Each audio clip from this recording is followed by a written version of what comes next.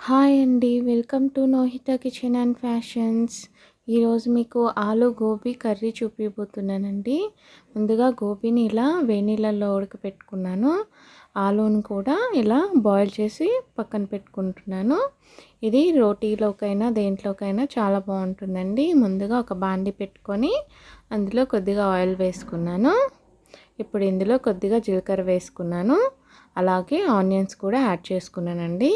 వీటిని ఒకసారి బాగా ఇలా వేయించుకుందాము. ఇప్పుడు కొద్దిగా వేగాయి కదా, ఇందులో కొద్దిగా పసుపు అలాగే కొద్దిగా అల్లం వెల్లుల్లి పేస్ట్ కూడా యాడ్ చేస్తున్నానండి. వీటన్నిటిని బాగా ఒకసారి కలుపుకుందాము. ఈ కర్రీ పుల్కాలోకైనా రోటీలోకైనా రైస్లోకైనా చాలా బాగుంటుందండి. ఇప్పుడు కొద్దిగా కరివేపాకు యాడ్ చేస్తున్నాను. అలాగే ఫస్ట్ గోబీని వేసుకుంటున్నానండి. గోబీ బాగా వేయించుకోవాలి.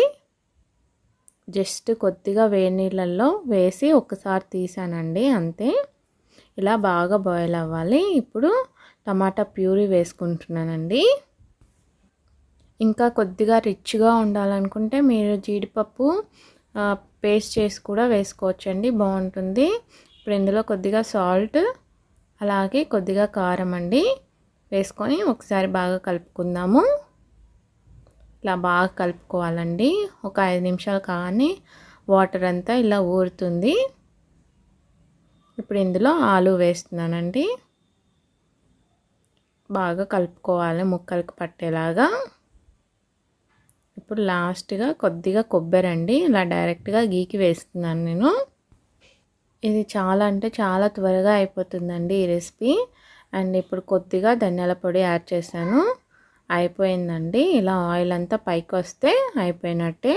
ఇప్పుడు లాస్ట్గా కొద్దిగా కొత్తిమీర చల్లుకొని స్టవ్ ఆఫ్ చేసేసుకుంటున్నాను. అంతే అండి, రుచికరమైనటువంటి ఆలు గోబీ కర్రీ రెడీ అయిపోయింది. ఇలాంటి మరిన్ని కొత్త వంటకాల కోసం ప్లీజ్ సబ్స్క్రైబ్ మై ఛానల్.